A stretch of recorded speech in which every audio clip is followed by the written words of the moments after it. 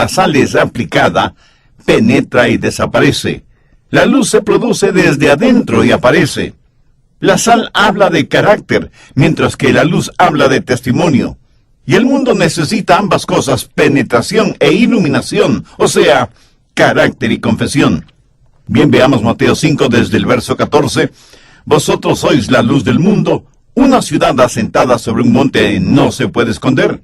Ni se enciende una luz y se pone debajo de un almud, sino sobre el candelero, y alumbra a todos los que están en casa. Así alumbre vuestra luz delante de los hombres, para que vean vuestras buenas obras y glorifiquen a vuestro Padre que está en los cielos. Recuerde que esto es parte del Sermón del Monte, dicho por el Señor Jesucristo a sus discípulos a orillas del mar de Galilea, y Jesús les dice, vosotros sois la luz del mundo.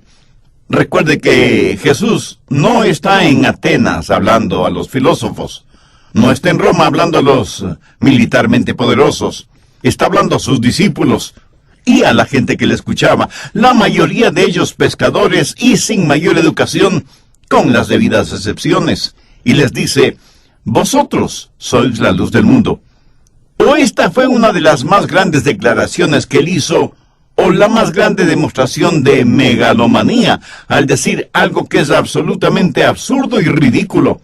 Se puede imaginar a los discípulos mirándose unos a otros, sorprendidos como preguntándose, ¿que nosotros somos la luz del mundo? Pero eso fue exactamente lo que Jesús dijo. ¿Sabe cómo Dios intenta que su trabajo sea hecho hoy en este mundo? Pues haciendo realidad lo que Jesús dijo a sus discípulos, vosotros sois la luz del mundo. Y en este vosotros está incluido usted, mi estimado amigo o amiga, si es que es un creyente en el Señor Jesucristo. Lo que sucede es que muchas veces los creyentes no entienden eso. De alguna manera pensamos que esto de ser la luz del mundo es para algunos solamente, y eso no es cierto. El plan de Dios es usar gente común y corriente, como usted o como yo, para por medio de nosotros, personas ordinarias, realizar cosas extraordinarias. Nuestro mundo moderno se enorgullece de que ahora vivimos en una época iluminada. Tenemos gente multimillonaria, poderosa e influyente. Tenemos notables científicos y extraordinarias estrellas. Pero mire lo que Pablo dice con un sentido de sarcasmo en 1 Corintios 1:20. ¿Dónde está el sabio? ¿Dónde está el escriba? ¿Dónde está el disputador de este siglo? ¿No ha enloquecido Dios la sabiduría del mundo? En días pasados estuve pensando en la tecnología de nuestra época. La tecnología de hoy era la ciencia ficción de cuando yo era un pequeño. Los primeros carros fabricados ni siquiera tenían radio o luces direccionales. Ahora, en cambio, vienen equipados con computadoras, sistema orbital posicional, casi todo es automático, y muchas cosas pueden funcionar a control remoto. Y con una orden verbal, hasta le pueden decir a la computadora la clase de música o programas que quiere escuchar. Han inventado tantas cosas, dizque para facilitarnos la vida y darnos más tiempo para disfrutar de la misma. Pero resulta que ahora tenemos menos tiempo que antes. Y parece que también tenemos más problemas que antes. En otras palabras, nos estamos hundiendo poco a poco. Pero vivimos en una civilización iluminada. La pregunta es, si somos tan inteligentes, tan listos, tan creativos, si somos personas con tanto conocimiento, ¿por qué tenemos los problemas que tenemos? ¿Por qué enfrentamos tantas dificultades? Y cada día aparece alguien con nuevas ideas a reemplazar las ideas de hace solo unos pocos años atrás, porque dicen que las nuevas ideas son mejores. Pero la triste realidad es que nos seguimos hundiendo porque hemos sustituido la sabiduría por el conocimiento. El otro día encontré un pequeño pero interesante artículo periodístico. No sé quién lo escribió, pero revela una triste realidad actual. Dice, el hombre moderno ha decidido abolirse a sí mismo, creando su propio aburrimiento, brotado de su propia afluencia. Ha creado su propia vulnerabilidad como resultado de su propia fortaleza. Ha creado su propia impotencia debido a su erotomanía. Él mismo está tocando la trompeta que derrumbará las murallas de su fortificada ciudad. Y habiéndose convencido que hay muchos seres humanos, usa escalpelos y jeringas y píldoras para que haya menos seres humanos. Y habiéndose educado él mismo hasta la imbecilidad, y habiéndose contaminado y drogado hasta la estupefacción, mata al viejo y cansado brontosaurio en el cual se ha convertido y deja de existir. Jesús les dice, no a estadistas o filósofos, sino a gente común, vosotros sois la luz del mundo. Y eso es la maravilla del Evangelio. En Lucas 10:21 Jesús dijo, yo te alabo, oh Padre, Señor del cielo y de la tierra, porque escondiste estas cosas de los sabios y entendidos, y las has revelado a los niños. ¿Sabe cuál es la sabiduría de Dios? Busque 1 Corintios 1:21. Pues ya que en la sabiduría de Dios, el mundo no conoció a Dios mediante la sabiduría, agradó a Dios salvar a los creyentes por la locura de la predicación. ¿Qué es lo que está diciendo? El apóstol dice que predicaba a Cristo crucificado, por quien tenemos la sabiduría de Dios, por medio de quien somos la luz del mundo, por medio de la cruz, aún los niños pueden conocer el corazón de Dios. Hay sabiduría más grande que el conocer el corazón de Dios. Y aunque a nosotros los adultos nos parezca una cosa imposible, aún los niños que conocen a Dios pueden entender los misterios de la vida y de la muerte. Ahora, el que nosotros seamos la luz del mundo, esto es algo que el mundo no entiende. Para el mundo nosotros no contamos. El mundo pone énfasis en la belleza física, en las bravuconadas, en el conocimiento y en el dinero, no en ese orden necesariamente. En cambio, Jesús pone el énfasis en el carácter. Vosotros sois la luz del mundo. ¡Cuán estupendo es eso! Cuando Dios me dio el privilegio de estar en Moscú, tuve el honor de predicar el Evangelio del Señor Jesucristo en un hermoso teatro para conciertos. Algunos de los líderes de la ciudad de Moscú estuvieron allí, y cuando terminé de predicar, subieron a la plataforma para conversar conmigo. Uno de ellos se acercó y me dijo, soy un filósofo y soy miembro de la Sociedad Filosófica. ¿Podría dar una conferencia para nuestros socios? Yo le contesté, gracias por esa honrosa invitación, pero mi agenda está completamente llena. Lo siento mucho. Él me dijo, Dr. Rogers, ¿me permite hacerle una pregunta? Claro que sí, hágala. Bueno, me parece a mí que hay dos ecologías, la más alta y la más baja. ¿Está de acuerdo conmigo? Sí, señor. Estoy de acuerdo con usted. Y mi interlocutor prosiguió, parece que hay una constante lucha entre la ecología alta y la baja. Eso es correcto, pero permítame aclarar algo. Lo que usted llama alta ecología es Dios, y lo que usted considera baja ecología es el poder de Satanás. Y por supuesto que están en constante conflicto, pero la Biblia enseña que el Hijo de Dios es Jesucristo, quien murió por nuestros pecados. La Biblia enseña también que si nos arrepentimos de nuestros pecados y recibimos a Cristo en nuestros corazones como nuestro Salvador personal, entonces Cristo vive dentro de nosotros, porque mayor es el que está en nosotros que el que está en el mundo. Usted puede vencer la baja ecología debido a quien es el Señor de la alta ecología, o sea, Jesucristo, si es que le entrega su corazón. Cristo vive en mi corazón y le puedo asegurar que Él quiere vivir también en su corazón. Habiendo dicho esto, me doy cuenta que ese líder estaba anotando lo que le decía. Me pidió que le repitiera algunos puntos y así lo hice con mucho agrado. Y estuve pensando, cualquier niño o niña en la escuela dominical sabe esto que es cristianismo básico. Sin embargo, ese filósofo no lo sabía. ¿Y por qué no lo sabía? Por una razón muy sencilla, porque nadie se lo había enseñado. Por favor, escúcheme atentamente. No se requiere tener grandes conocimientos para entender lo siguiente. Nosotros no tenemos absolutamente nada que no se nos haya dado. ¿Lo entendió? Permítame repetirlo. Nosotros no tenemos absolutamente nada que no se nos haya dado. Las buenas nuevas de salvación fueron en realidad magníficas noticias para un hombre que nunca había oído de Dios, aunque sabía mucho de filosofía. Después de ese filósofo, otro hombre se acercó y me dio su tarjeta personal diciéndome, Señor, soy un científico espacial. y me gustaría hablar con usted. He sido un científico toda mi vida y por medio del estudio de la ciencia y de las leyes del universo, he llegado a la conclusión de que debe haber un poder superior, un poder sobrenatural, porque todo lo que existe en el universo simplemente no puede haber salido de la nada. Las intrincadas leyes del universo no podrían operar a menos que haya una fuerza superior que las controle. Yo francamente estaba sorprendido con lo que este científico me decía. Y le contesté, eso está muy bien dicho, señor, y estoy totalmente de acuerdo con usted. Todo en este mundo tiene las marcas de su creador, el todopoderoso Dios. Pero me doy cuenta que usted sabe de Dios por medio de sus estudios científicos. Puede ver cómo Dios trabaja. Pero usted no puede entender a Dios mientras Él no se revele a usted en forma personal. Permítame decirle que Dios ya se ha revelado a nosotros por medio de su libro, la Biblia. Y en la Biblia nos dice que este Dios todopoderoso, quien lo creó todo, es un Dios de amor incomprensible, si se quiere, porque envió a su Hijo para que muera en una cruz, para redimirnos a todos nosotros de nuestros pecados.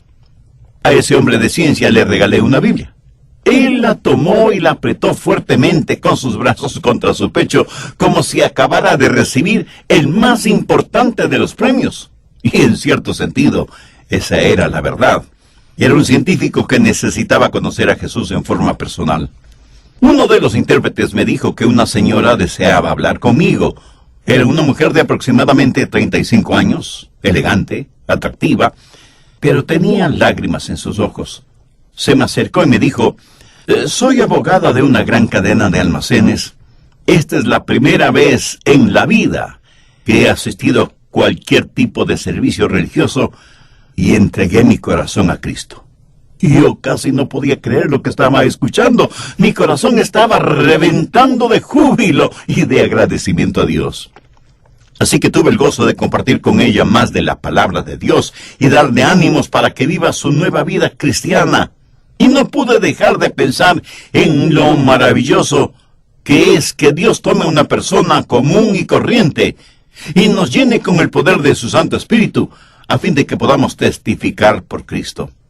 Y quiero decir a los filósofos, los científicos, los abogados, los arquitectos, los doctores, y a todos los profesionales que me están escuchando por medio de este programa, que Jesús es la luz del mundo, y que su luz brilla en nosotros y a través de nosotros, y que Él toma a personas ordinarias como usted y como yo, para realizar cosas verdaderamente extraordinarias.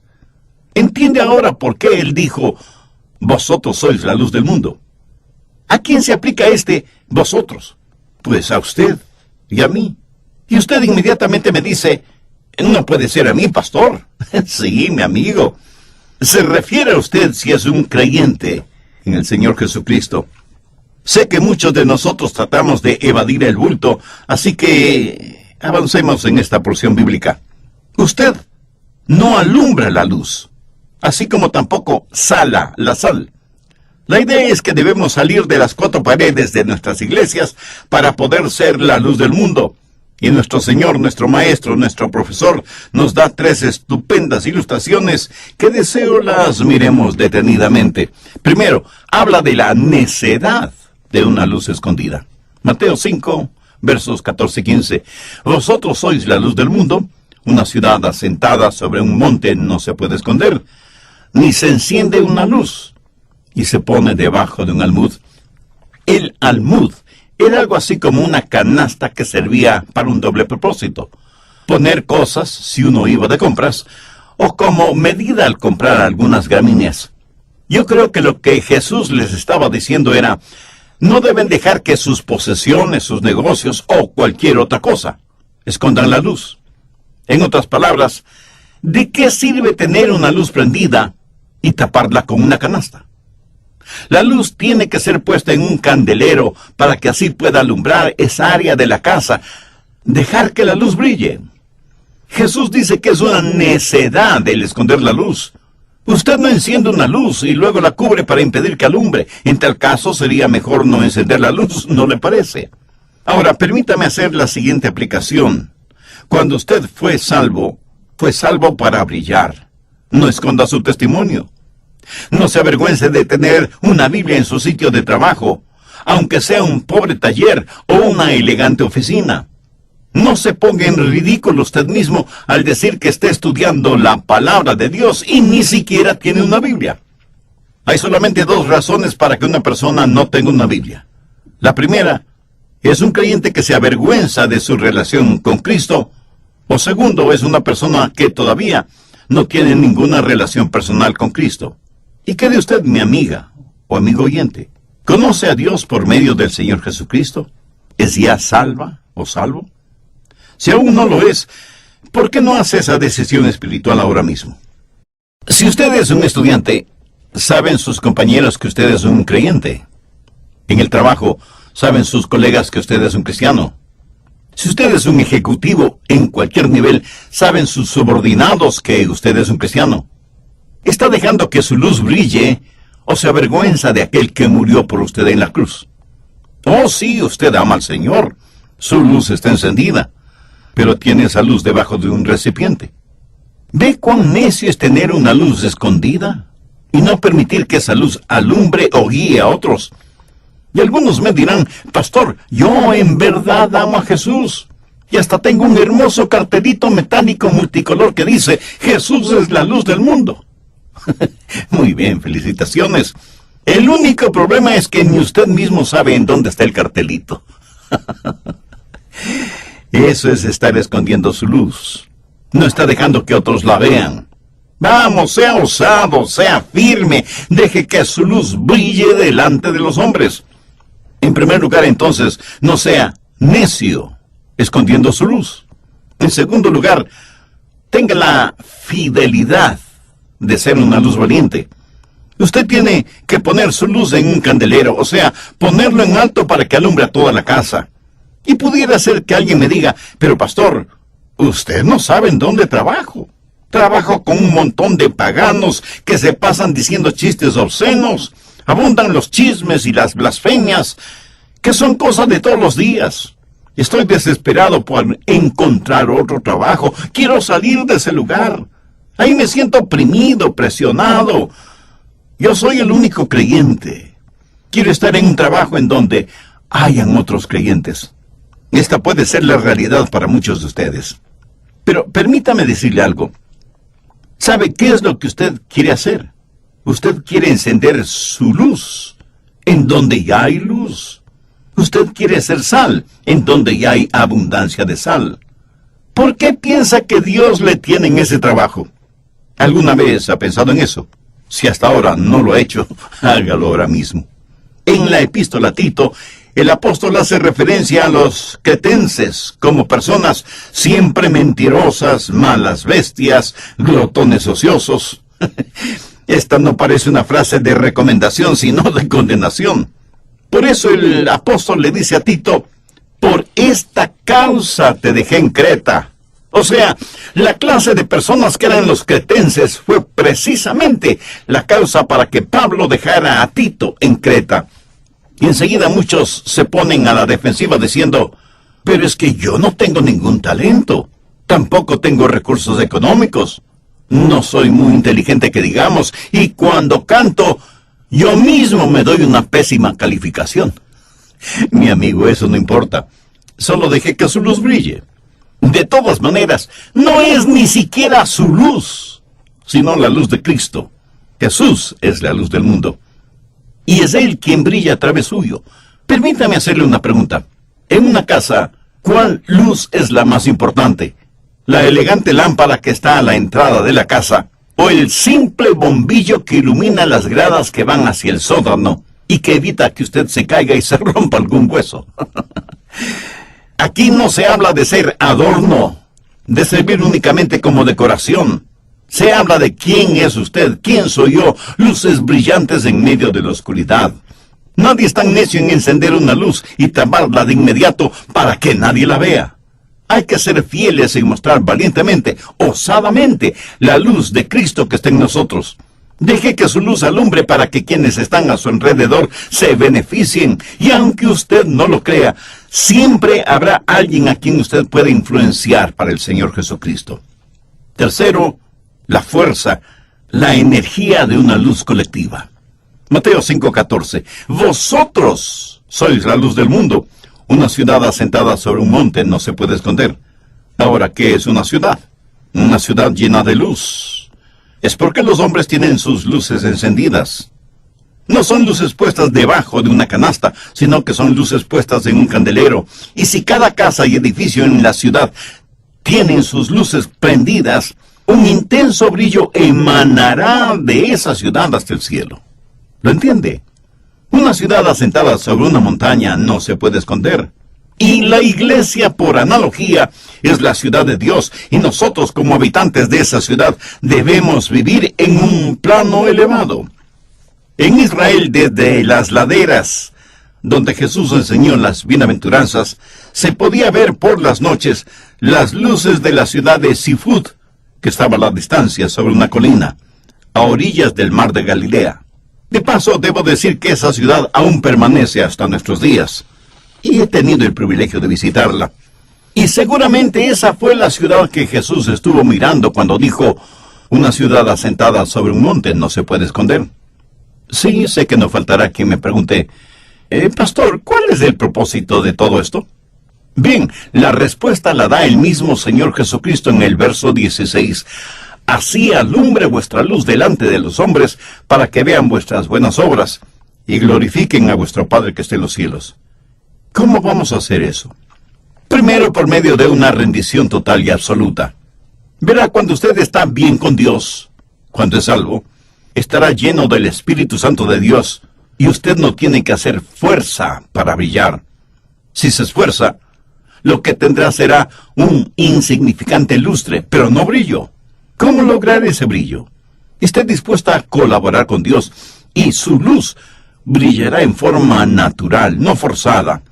Un gran siervo de Dios del pasado solía decir, si usted está bien con Dios, pero genuinamente bien con Dios, usted tendría que volverse un réprobo para no ganar almas para el Señor Jesucristo. Cuando la luz con la cual usted brilla es genuina, la gente querrá saber la fuente o la causa de ese brillo. La respuesta: el Señor Jesucristo. ¿Recuerdan la historia de Esteban, el primer mártir cristiano? La Biblia nos dice que Esteban fue apedreado hasta la muerte debido a su testimonio.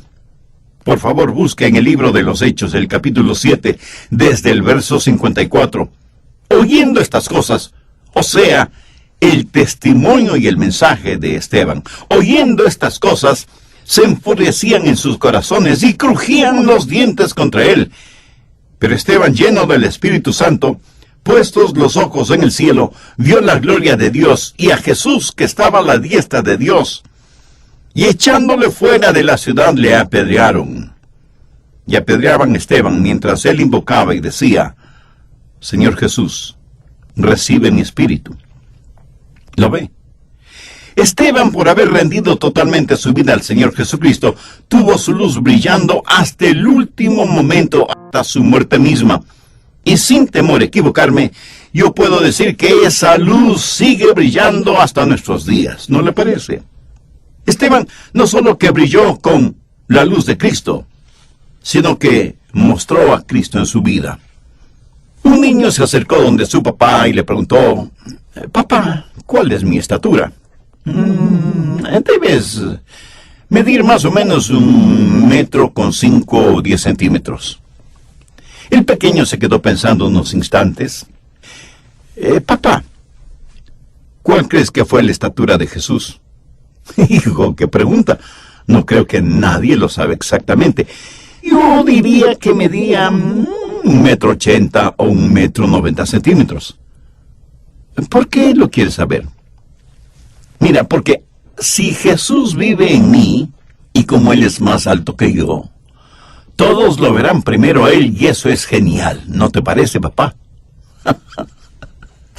La teología de los niños, prácticamente irrefutable.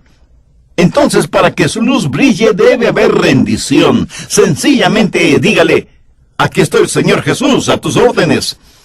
Y el Cristo que está en usted será completamente visible a los demás, porque Él es más grande que usted. Pero no solo que debe haber rendición, sino que también debe haber sacrificio. Segundo, deje que su luz alumbre. Un fósforo, una vela, una lámpara no pueden alumbrar sin consumirse. En términos teológicos podríamos decir, sin sacrificio. De Juan el Bautista se dijo que era una luz brillante que se consumía. Si nosotros estamos listos a ser el combustible para el fuego del Maestro, entonces podemos entender lo que sucedió en el día de Pentecostés. Lenguas como de fuego se posaron sobre las cabezas de quienes estaban en el aposento alto y se volvieron como velas humanas para el Señor. Tercero, esté listo para el proceso de santificación. Mateo 5, verso 16. Así alumbre vuestra luz delante de los hombres, para que vean vuestras buenas obras y glorifiquen a vuestro Padre que está en los cielos. Eso es santificación, ser a la semejanza de Cristo. La vida que usted vive en Jesús, es Jesús viviendo en usted. Y todo el mundo lo puede ver. Y entonces usted podrá decir con absoluta confianza lo mismo que dijo Pablo en Gálatas 2:20. Con Cristo estoy juntamente crucificado, y ya no vivo yo, mas vive Cristo en mí. Y lo que ahora vivo en la carne, lo vivo en la fe del Hijo de Dios, el cual me amó y se entregó a sí mismo por mí. Hudson Taylor fue un gran hombre de Dios, quien fundó el movimiento misionero hacia China. Cuando de visita él regresó a los Estados Unidos, un reportero al entrevistarle le preguntó, «Señor Taylor, ¿sabía que le comparan a usted con el apóstol Pablo? ¿Cómo se siente al respecto?» Y Hudson Taylor le respondió, «Pues me siento muy mal, porque lo que yo quiero es recordarles de Jesús. Deje que los hombres vean sus buenas obras, lo cual solo es posible si Cristo está en usted. ¿Qué es el resultado de esta manera de vivir? Y glorifiquen a vuestro Padre que está en los cielos». Estamos viviendo los tiempos finales. Según yo lo veo, estamos rodeados de tinieblas como nunca antes en la historia humana. Y aunque tenemos más ciencia, más habilidades, más tecnología, más conocimientos en general, con tristeza y pesar debemos reconocer que nuestro mundo está perdido en las tinieblas del pecado. Pero seguimos y seguiremos como hijos e hijas de Dios, proclamando que Jesús es la luz del mundo. Hace algunos años en Carolina del Sur hubo un gran incendio de una escuela. 70 niños perdieron la vida en ese incendio. Los habitantes del vecindario en donde estaba ubicada la escuela se unieron para ver qué podían hacer por la escuela, cómo podían ayudar. Pero el fuego era tan intenso que no pudieron rescatar a ningún niño. Hubo un padre que vio a su hijo en una de las ventanas del edificio que se quemaba. El hijo también vio a su padre y gritó, «Papá, papá, sálvame». El hombre quiso entrar en el edificio, desafiando las llamas, pero los bomberos se lo impidieron. Hubiera sido un suicidio. Mientras tanto, el niño, atrapado por las llamas, en ese salón de clases no dejaba de gritar, «Sálvame, papá, sálvame». Y el padre, con impotencia y desesperación, vio cómo su hijo se quemaba como si hubiera sido de papel. Noche tras noche, ese atormentado padre veía en su imaginación a su pequeño hijo envuelto en llamas, suplicándole que le salvara. Este mundo en el cual vivimos está pereciendo y agonizando lentamente. Y el mundo mira a la ciencia y le dice, «Ciencia, puede salvarme». Y la ciencia le responde, «No, no puedo salvarte. Puedo decirte cuán lejos está el sol de la Tierra, o la distancia de aquí a la Luna, o a qué velocidad se desplazan los cometas en el espacio, y cosas por el estilo, pero no puedo decirte cómo remover el pecado de tu corazón». Entonces el mundo se vuelve a la filosofía y le pregunta, «¿Tú puedes salvarme?» Y la filosofía le responde, «No, no puedo salvarte. Puedo decirte más y más sobre las cosas que entiendes menos y menos, hasta que conozcas mucho sobre cosas que no entiendes. Pero no puedo salvarte». Y el mundo se vuelve a la educación y le pregunta, «¿Educación puede salvarme?» Y la educación le responde, «Mira, puedo darte conocimientos, hacer que seas más listo, pero no te puedo hacer más sabio ni puedo salvarte». Y el mundo se vuelve hacia la cultura y le hace la misma pregunta: ¿cultura puede salvarme? ¿Qué le responde la cultura? No, no puedo salvarte. Todo lo que puedo hacer es que este mundo sea un mejor lugar desde donde te vayas al infierno, pero no puedo salvarte. Mi amigo, hay una sola persona que puede salvarnos, y Él es el todopoderoso Señor Jesucristo, la luz del mundo. A lo mejor en su hogar usted lo ha tratado todo y nada le ha dado resultado. En su vida personal usted lo ha tratado todo, absolutamente todo, sin ningún éxito. Ha tratado la religión, tratando de empezar de nuevo. Hasta se ha hecho miembro de alguna iglesia. Y las cosas siguen lo mismo de malas. ¿Sabe por qué? Porque nunca se ha inclinado, nunca se ha doblegado, nunca se ha humillado delante del Señor Jesucristo. Es más, usted nunca le ha recibido en su corazón. Y es a Jesús, y solamente a Jesús, a quien su corazón anhela. Su mente pudiera querer ciencia o filosofía o educación o cultura, pero su corazón anhela a Cristo. Permítame decirle que el mismo Señor Jesucristo que me salvó a mí cuando yo no era más que un jovencito, es el mismo Señor Jesucristo que quiere salvarle a usted, y Él le salvará ahora mismo, si es que usted deposita su confianza en Él. Él es la luz del mundo, pero quiere comenzar disipando las tinieblas de su corazón para que usted se vuelva su luz en el mundo. Si desea hacer una decisión espiritual ahora mismo, le invito para que allí en donde esté,